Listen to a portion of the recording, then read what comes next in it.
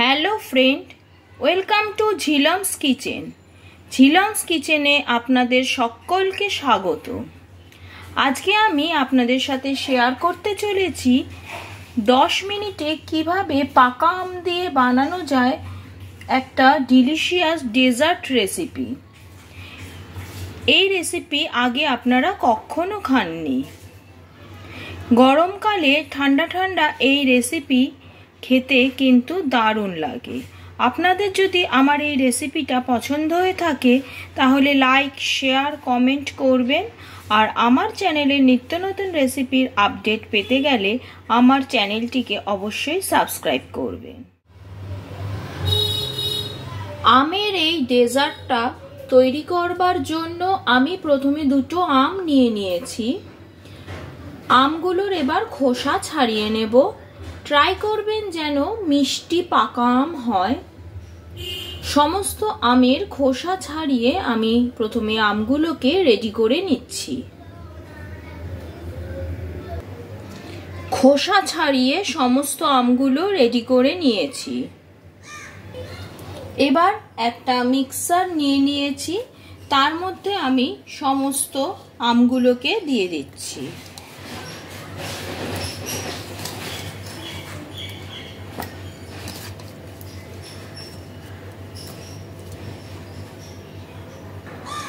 আমগুলোকে ছোট ছোট পিস করবার কোনো দরকার নেই। আম এতটাই নরম হয় যে খুব সহজেই মিক্সারে গ্রাইন্ড হয়ে যায়। এবার আমি এর মধ্যে দিয়ে দিচ্ছি 3 টেবিল স্পুন চিনি। চিনিটাকে আমি একসাথে আমের সাথেই পেস্ট করে নেব।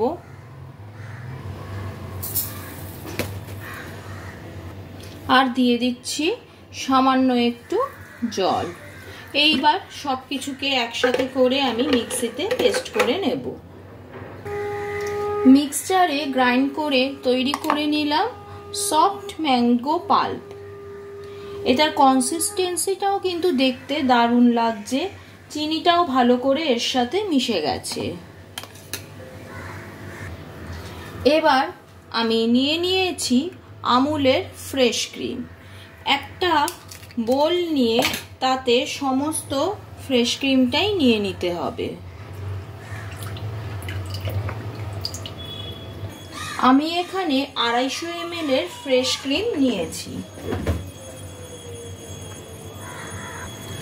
এবার এটাকে 2 থেকে 3 মিনিট হুইস্ক করতে হবে। এখানে একটা কথা বলে রাখি, ক্রিমটা চেষ্টা করবে রুম টেম্পারেচারই নিতে। একদম ঠান্ডা ফ্রেশ ক্রিম ইউজ করলে তার মধ্যে লাম্পস থেকে যাওয়ার সম্ভাবনা থাকে। 2 মিনিট হুইস্ক করে নিলাম। এবার আমি এর মধ্যে অ্যাড করছি তৈরি করে রাখা ম্যাঙ্গো পাল্প। এবার এটাকে ভালো করে মিশিয়ে নিতে হবে।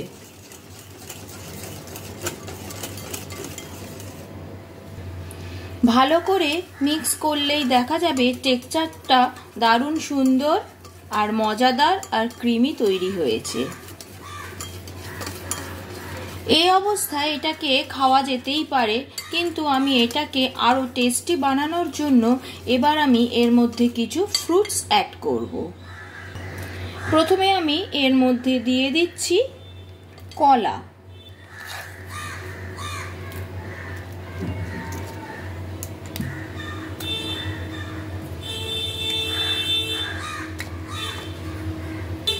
এবার দিয়ে দিচ্ছি আপেল।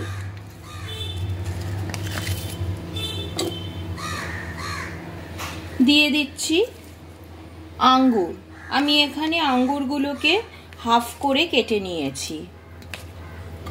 আর দিয়ে দিচ্ছি কেটে রাখা আম। এছাড়া এর মধ্যে দিয়ে দিচ্ছি কিছু ড্রাই ফ্রুটস, দিলাম কিশমিশ আর কাজু বাদাম। এছাড়া তোমরা যদি তোমাদের কোনো পছন্দ মতো ফ্রুট বা ড্রাই ফ্রুট থেকে থাকে তাও এর মধ্যে অ্যাড করতে পারো। এবার সমস্ত কিছু দিয়ে ভালো করে মিক্স করতে হবে। এই ডেজার্টটা কিন্তু ঠান্ডা ঠান্ডা খেতে বেশি ভালো লাগে।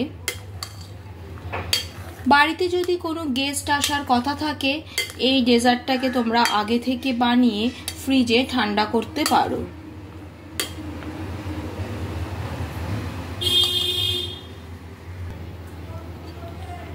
তৈরি হয়ে গেল দারুণ মজাদার স্বাদের ম্যাঙ্গো ফ্রুট ডেজার্ট রেসিপি।